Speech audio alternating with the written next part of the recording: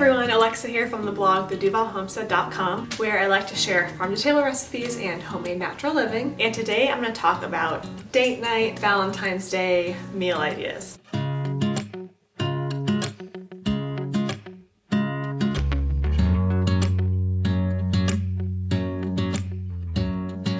Tonight I'm getting ready for a date night with my husband and I.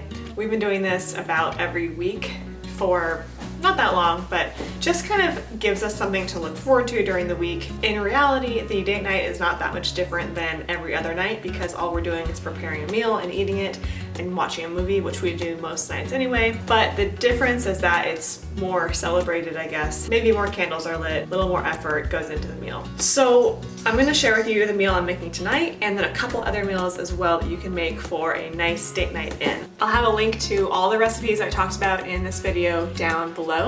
You can print it out and just put it in your recipe bin and save it for later. Okay, the first meal is one of my favorites. Actually, they're both my favorites, but the first meal is so good. It is a pork roast shoulder. For this recipe, you need about a 3-pound pork roast.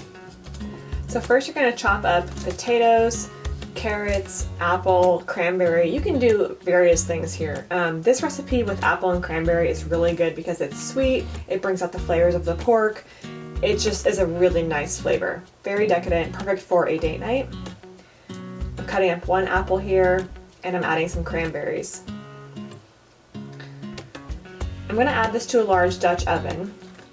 I'm adding some bone broth here. I'm gonna sear my pork on the cast iron on high for about a minute each side. This is just to get the texture on the outside going. Meanwhile, I'm gonna start making my seasoning. So I'm gonna add some salt and brown sugar and paprika. This is so good. It makes the best pork roast.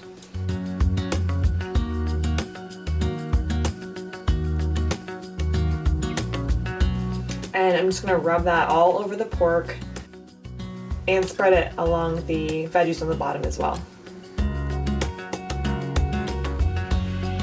And then you want to add some fresh rosemary or whatever herb you have on hand.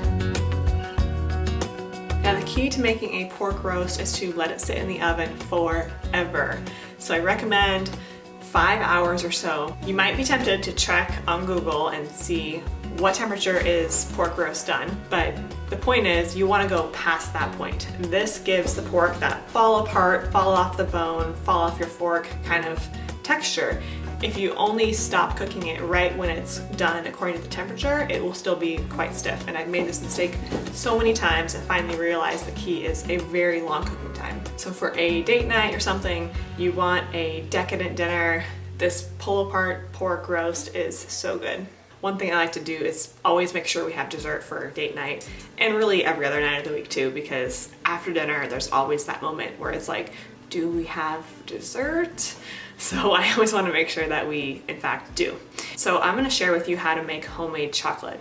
Now this is a recipe I shared on my YouTube channel a long time ago, so I'm going to kind of show some footage of it here. But it's so simple that I want to share it with you again. And if you haven't made chocolate before, it's very easy and very fun. So in a small stovetop pot over medium heat, you want to combine coconut oil, cocoa powder, and maple syrup. Use a fork or whisk to stir until all the ingredients are melted together. Once your mix is thick and liquidy, like a chocolate texture, we remove it from the stove and add your flavorings. I will talk about what flavor combinations you can add in a second. Sprinkle a pinch of salt into your chocolate mold so that when the chocolate is flipped over, the salt is on top. Spoonful the chocolate mixture into the mold, leveling it out as you go. Place the chocolate mold in the fridge for 1 hour or until hard. Then just pop the chocolate out of the mold and enjoy. Now what's fun about this recipe is you can change up the flavors. So on the blog, I have a few different flavor variations. I'll leave the link below to that recipe, but I'm just reading from my blog post here. Another fun one for Valentine's Day would be chocolate raspberry. That is 1 cup of milk chocolate cocoa powder, 1/4 cup coconut oil, 1/2 cup maple syrup, and 1/4 cup crushed raspberries. And I also have a lavender chocolate recipe and a coconut chocolate recipe. So I'll leave a link for those below. That would be the perfect thing to make for Valentine's Day. Okay, so the next recipe that you can make for a at-home date night is roasted chicken. This is a very simple recipe. If you've never roasted a chicken before, this is a great place to start for from scratch cooking and just overall healthy eating and delicious eating. I love this recipe because it just requires 1 pan, 1 dish, which makes cleanup easier.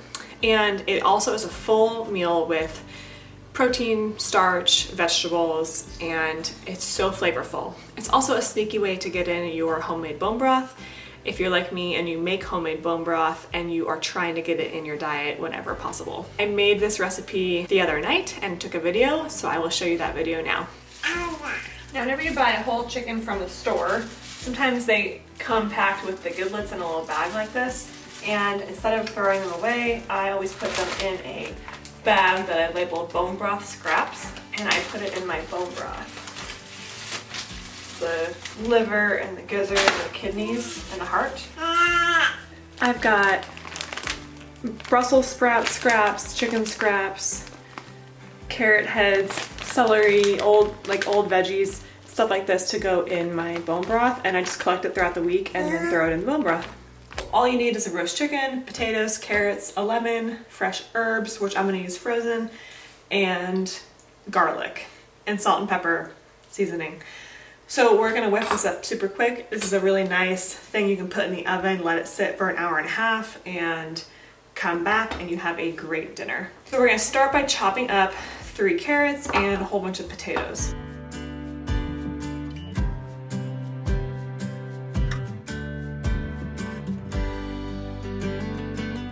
I'm going to transfer the potatoes and carrots into a 9x12 baking dish. What's nice is it all soaks in those chicken juices and seasons the vegetables for you. I'm gonna take some of this bone broth and just spread it all along the bottom here. I'm gonna drizzle the dish with salt. Adding a whole head of garlic. Just gonna add it straight to the pot and let it cook with all those juices. It's gonna be so good. And then my husband and I will eat 4 or 5 of these with dinner. It's also a great way to boost your immune system because garlic is so good for you, especially during the winter months. Sprinkle this with olive oil. I'm just gonna sprinkle this all over. I'm gonna stuff half a lemon in here. And these herbs, this is just whatever I had left over, some sage and thyme. The last thing we're going to add is butter. And I just like to be really generous with this, a nice big chunk right in the center, and it just melts down the whole chicken. It's so good.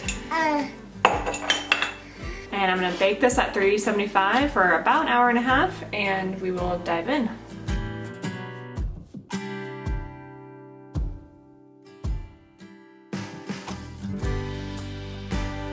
Okay, now for the roasted chicken dinner, a good dessert that would pair well with that would be a sugar cookie.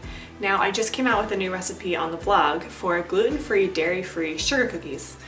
You might be wondering why gluten-free and dairy-free, and it's actually because I made this recipe for a friend who needed a gluten-free, dairy-free sugar cookie, and I just really enjoyed them. Even though we don't have a gluten or dairy intolerance here at our house, it's just a nice alternative to regular sugar cookies. You're gonna combine your gluten-free flour, your salt, and your baking soda in a bowl for the dry ingredients. And then for the wet ingredients, you're gonna use coconut oil, 1 egg and 1 egg yolk, which if you don't know, adding an egg yolk helps bring the sugar cookie together because it's hard for it to not fall apart with the gluten-free flour, and it also adds that chewy texture. So this is a chewy sugar cookie, not a crispy one.